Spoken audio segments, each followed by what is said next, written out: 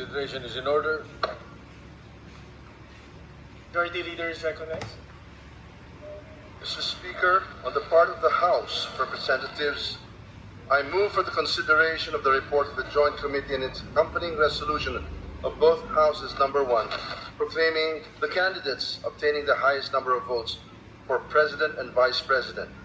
Is there any objection? Chair hears none. The motion is approved. The Secretary General is directed to read the title of the report of the Joint Committee and the resolution of both Houses number 1. Report of the Joint Committee for the canvassing of votes for the presidential and vice presidential candidates in the May 9, 2022 elections. Resolution of both Houses number 1, entitled Resolution of both Houses approving the report of the Joint Committee declaring the results of the national elections held on May 9, 2022 for the office of the President and Vice President and proclaiming the duly elected President and Vice President of the Philippines. Thank you. Majority Leader. Thank you very much, Mr. President. May be recognized to sponsor the said measure. Majority Leader is recognized as Chair of the joint panel.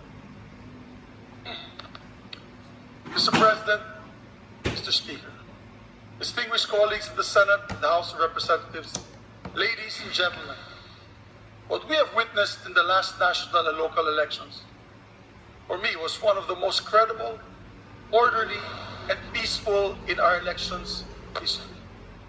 Don't just take it from me, as this is reflected in the assessments of different media outfits, election watchdogs, and civil society organizations, including the Parish Pastoral Council for Responsible Voting. Just more than 2 weeks after the May 9, 2022 elections, we are about to proclaim the duly elected President and Vice President of the Republic. Quite fast indeed. The result of this election is historical in several ways. First, it has the highest number of votes cast in our nation's election history, with an 82% voter turnout, totaling 55,197,306 votes. Second, Mr. President, since the 1987 Constitution, this is the first time that we elected a majority President and Vice President. A phenomenon indeed in a multi-party system under a presidential Republican government. The duly elected President garnered a total of 58.77% of the total votes cast in the last May 9, 2022 elections. Okay. And the duly elected Vice President gathered a total of 61.53% of the total votes cast. And third, the canvassing of Congress in joint public session took only 2 days to finish. And I would like to take note that this canvassing is the fastest in our nation's history of elections. Another milestone for Philippine Congress. However, we would like to emphasize, we did not sacrifice transparency and the authenticity of the results for a speedy count. The process was hastened due to several factors. Early on in the canvassing of the Joint Committee, we appreciated the manifestation of the counsels of several presidential and vice presidential candidates. Notably, the counsel for Vice President Leni Robredo, a presidential candidate who manifested that they have a continuing manifestation that they interposed no objection for the canvassing of all COCs brought before us in this body. The same manifestation was made of record by the Council of Vice Presidential Candidate Senator Kiko Pangilinan and Presidential Candidate Mayor Isko Moreno. That, ladies and gentlemen, was a magnificent show of statesmanship on their part, and we sincerely thank them for that. It shows the importance of uniting as a people and healing the emotional wounds brought about by this very emotionally charged election. The Joint Committee consensuously examined the certificates of canvass, both the manually transmitted and the printed copy of the electronically transmitted COC, and painstakingly determined their authenticity and due execution, as required by law and by our rules. The canvassing went on smoothly, except for some instances when the manually prepared certificates of canvass were not found in the ballot boxes submitted to us or submitted to the Senate President by several provincial election supervisors and city election officers. Thus, under our rules, we summoned the concerned provincial election supervisors and city election officers to explain the non-inclusion of the COCs in their submission to the Senate President and asked them to locate the COCs and bring them henceforth to Congress. I have many times publicly expressed my frustration for such failure during the proceedings of the Joint Committee. Mr. President, Mr. Speaker, this juncture, I would like to urge the Commission on Elections to take remedial steps to ensure that these glaring mistakes would not happen again, hopefully 2028. For the record, the Joint Committee did not want to sacrifice the accuracy and the count, nor disenfranchise any province nor LGU from this historic process. That is why we even waited for the results of the special elections of Lanao del Sur and several overseas absentee voting areas to complete the canvass of votes. Another factor which truly helped make the canvassing of votes so efficient, Mr. Speaker, Mr. President, was the masterful handling of my co-chair, the Honorable House Majority Leader Martin Romualdez.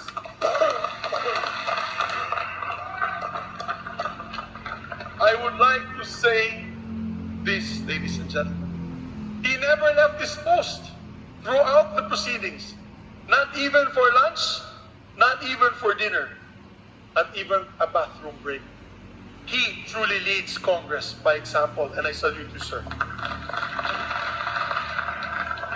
I would like to also take this opportunity to thank the hardworking members of this Joint Committee, my colleagues from the Senate, Senator Nancy Binay, Senator Franklin M. Drilon, Senator Amy Marcos, Senator Ralph Recto, Senator Grace Poe, Senator Pia Cayetano, and our alternate members, Senator Lito Lapid, Senator Risa Ontiveros, Senator Coco Pimentel, Senator Ronald Bato de la Rosa, and our colleagues as well from the House of Representatives, Congressman Jesus Crispin Remulla, Representative Abraham Tolentino, Representative Christine Singson Mihan, Representative Sharon Garin, Representative Manuel Manix Dalipe, Representative Juliet Ferrer, and alternate members Representative Juan Pablo Bondo, Representative Johnny Pimentel, Representative Alfredo Garbin, and Representative Stella Kim.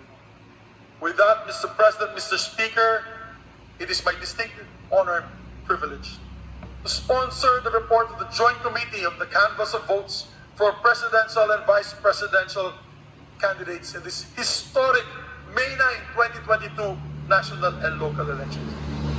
The Joint Committee, Your Honors, canvassed a total of 171 COCs from provinces, highly urbanized cities, local absentee voting, overseas absentee voting, and found all of them to be authentic and duly executed. The results, Your Honor, of the canvass shows that Ferdinand Bongbong Romualdez Marcos Jr. obtained the highest number of votes for the position of president, garnering a total of 31,629,783 votes.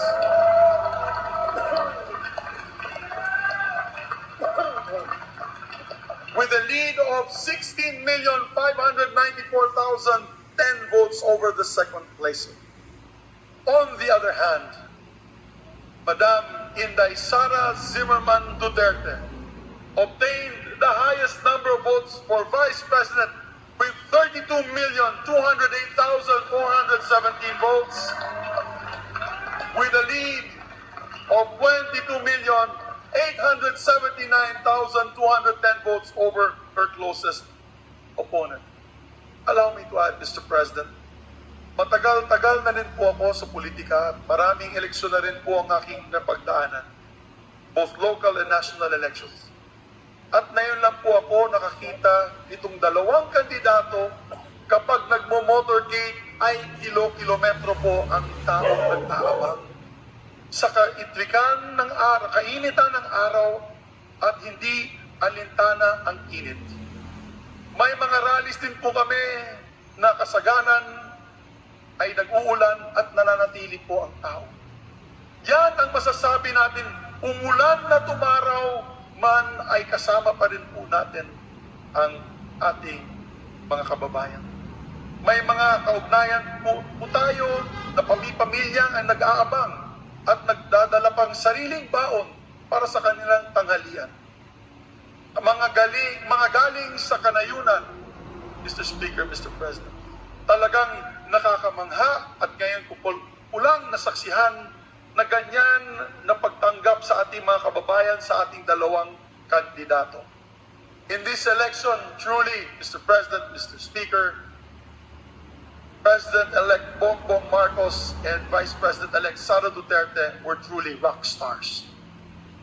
However, the greater task of the victors today is to unite our countrymen for nation building. That begins today.